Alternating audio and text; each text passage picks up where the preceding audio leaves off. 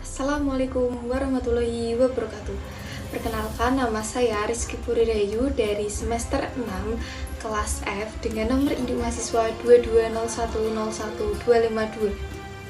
Video ini saya buat untuk memenuhi tugas mata kuliah pembelajaran PAI berbasis IT. Mari kita simak videonya.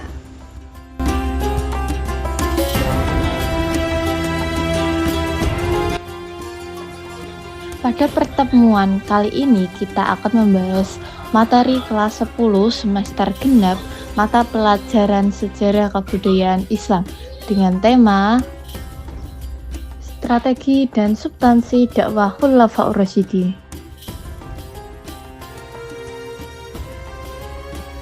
Apakah ada yang sudah tahu tentang Khulafaur Rasyidin?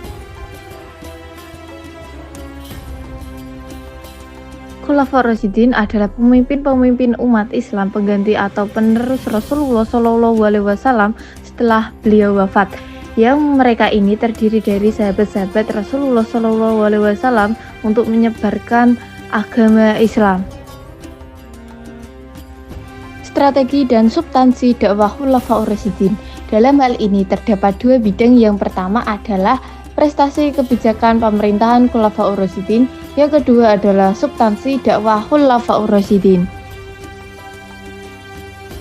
Perlu diketahui, Khulafaur Rasyidin adalah sahabat-sahabat Nabi dan beliau ini diantaranya yang pertama Abu Bakar As-Siddiq, yang kedua Umar bin Khattab, yang ketiga Utsman bin Affan, yang keempat Ali bin Abi Thalib.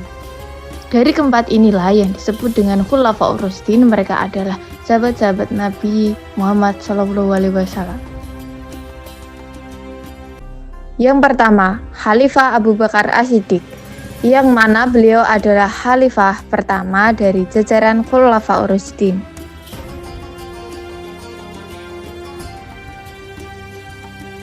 Kebijakan dan strategi Khalifah Abu Bakar As-Siddiq. Khalifah Abu Bakar As-Siddiq memerangi nabi palsu yang bernama Musailamah Al-Kadzdzab. Setelah Nabi Muhammad SAW wafat, perang ini dikenal dengan nama Perang Yammamah, di mana pasukan Islam dipimpin oleh Khalid bin Walid berhasil mengalahkan Musailamah dan pengikutnya. Musailamah Al-Kadzdzab bahkan menyusun kitab untuk menandingi Al-Quran dan mengubah beberapa syariat Islam. Perang Yammamah juga mengakibatkan gugurnya banyak penghafal Al-Quran di pihak Islam.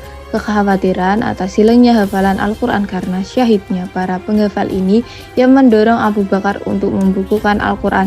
Dalam pembukuan Al-Quran ini, Abu Bakar menghimpun naskah-naskah Al-Quran di pelepah daun kurma, tulang belulang, dan batu-batuan. Setelah berhasil menumpas kaum murtad dan memperluas wilayah kekuasaan, Abu Bakar juga berfokus pada memperkuat fondasi kekhalifahan. Ia membentuk Baitul Mal dan lembaga peradilan untuk menjaga kesejahteraan umat.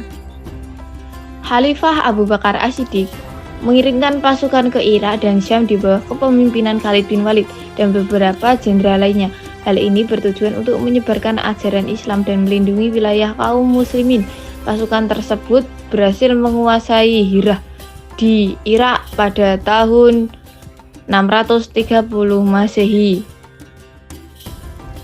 Yang kedua tentang Khalifah Umar bin Khattab, yang mana beliau adalah khalifah kedua dari jajaran Khulafaur Rasyidin. Kebijakan dan strategi Khalifah Umar bin Khattab.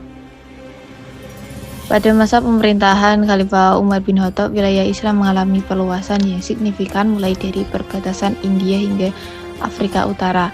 Penaklukan penting di masa Umar seperti pertempuran di Ajnadin, menaklukkan Damaskus dan kota-kota Suriah, menaklukkan Baitul Maqdis, penaklukan Irak, Persia, serta Mesir mempercepat penyebaran Islam. Umar membagi wilayah Islam menjadi beberapa provinsi dan distrik. Provinsi-provinsi ini meliputi semenanjung Arabia, semenanjung Irak, Persia, Mediterania Timur, dan Afrika Utara. Setiap provinsi memiliki struktur administratif yang terdiri dari gubernur, sekretaris wilayah, perwira, militer, dinas perpajakan, pejabat keuangan negara, dan dinas kehakiman. Tujuan pembagian wilayah ini adalah untuk memudahkan administrasi dan pemerintahan di wilayah yang luas.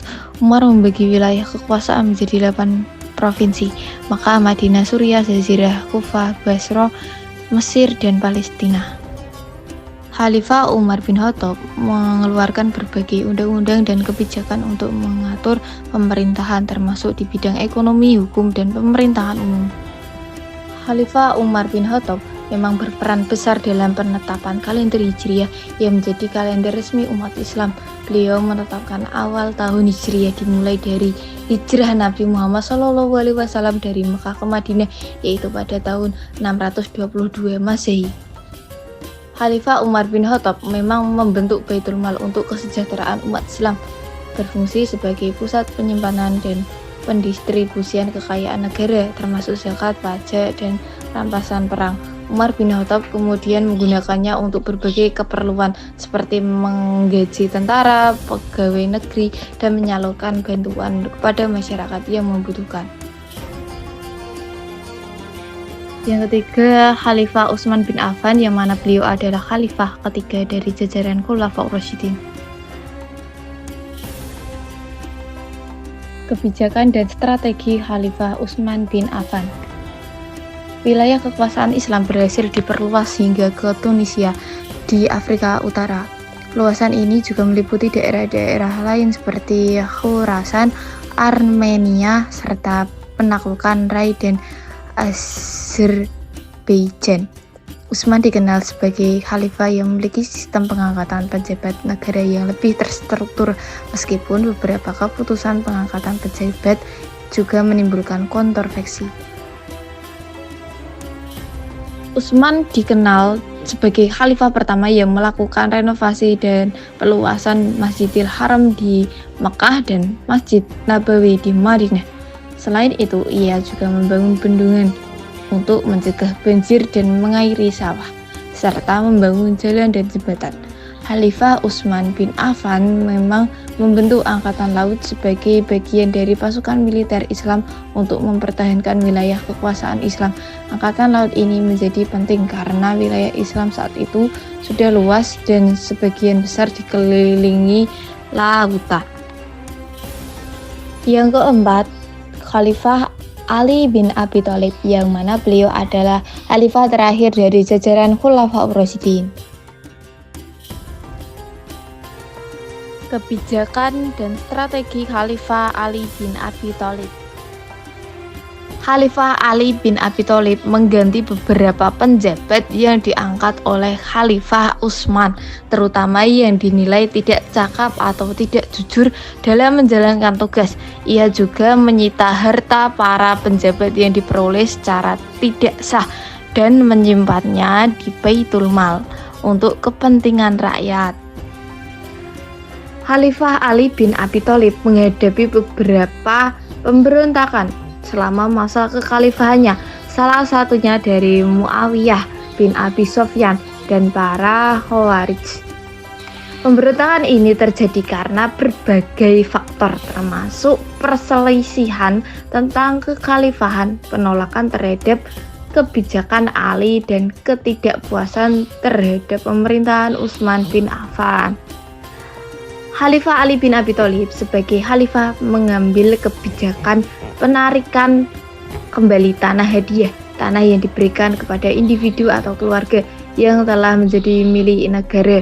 Kebijakan ini merupakan bagian dari upaya untuk memulihkan kekayaan negara dan memastikan kekayaan tersebut digunakan untuk kepentingan umum, khususnya untuk kepentingan rakyat. Penarikan kembali tanah hadiah ini dilakukan setelah Ali bin Abi Thalib melihat bahwa beberapa tanah hadiah yang diberikan oleh para khalifah sebelumnya telah disalahgunakan dan tidak lagi dimanfaatkan untuk kepentingan umum, melainkan untuk kepentingan pribadi atau keluarga. Khalifah Ali bin Abi Thalib memindahkan pusat pemerintahan Islam di Madinah ke Kufah.